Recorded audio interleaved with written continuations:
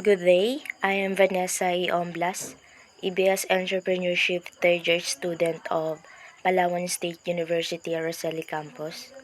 This is my video presentation about the assigned topic, Grab Taxi or Grab, and Management of Technology and E-Commerce or MTech. What is Grab Taxi or Grab? Grab Taxi or Grab is a product under the Grab app that provides taxi booking and dispatching services. Grab is Southeast Asia's first decacorn and the biggest technology startup in the region. It became publicly traded on NASDAQ in 2021 following the largest SPAC merger at the time. In 2023, Fast Company listed Grab amongst the most innovative companies in the Asia-Pacific region. Grab Holdings Incorporated is a Singaporean multinational technology company headquartered in One North, Singapore. It is the developer of a software app for ride-hailing, food delivery, and digital payment services on mobile devices that operates in Singapore, Malaysia, Cambodia, Indonesia, Myanmar, the Philippines, Thailand, and Vietnam. The Grab app assigns taxis and private line cars to nearby commuters through a location sharing system. History, its founding and expansion. The idea of creating a taxi booking mobile app for Southeast Asia, similar to those being pioneered in the US, first came from Anthony Tan while he was at Harvard Business School, motivated to make taxi rides safer in Malaysia.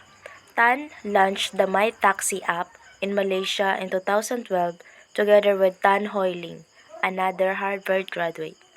My Taxi was started with an initial grant of 25,000 US dollar from Harvard Business School and Anthony Tan's personal capital. Grab Taxi expanded to the Philippines in August 2013 and to Singapore and Thailand in October of the same year. In the Philippines, GrabCar was fully legalized after being accredited as a Transportation Network Company or TNC by the Land Transportation Franchising and Regulatory Brand or LTFRB in 2015. The Scoop, founded on June 2012, 11 years ago, as My Taxi in Kuala Lumpur, Malaysia. Founders Anthony Tan, Tan Hoy Ling. Industry, technology, transportation, food delivery, grocery delivery, e-commerce, and online payment. Rebranding. In January 2016, Grab Taxi was rebranded as Grab with a new redesigned logo. In 2016, in October, Grab added an in-app instant messaging feature called GrabChat to allow simple communication with riders and drivers and translate message if the seat language of the driver and passenger are different. In December 2016, Grab launched the Grab Rewards program and Grab Share taxi and car sharing services. So this is Anthony Tan business or the businessman. Anthony Tan is a Malaysian-born Singaporean businessman. He is the co-founder and chief executive officer of Grab, a publicly traded technology company and first unicorn in Southeast Asia. In 2021, he was listed as one of Singapore's richest people with an estimated net worth of 790 million.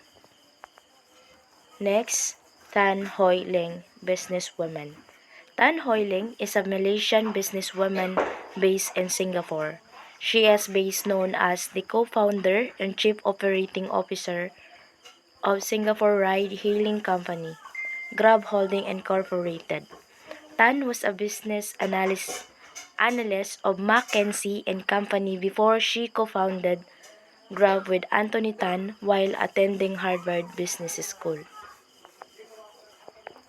In the case of Grab, the value proposition for its customer include more efficient pickups and bookings, lower prices than the conventional taxis, convenience and security. So this is all of the coverage of my presentation. Again, this is Vanessa Iomblas. Thank you.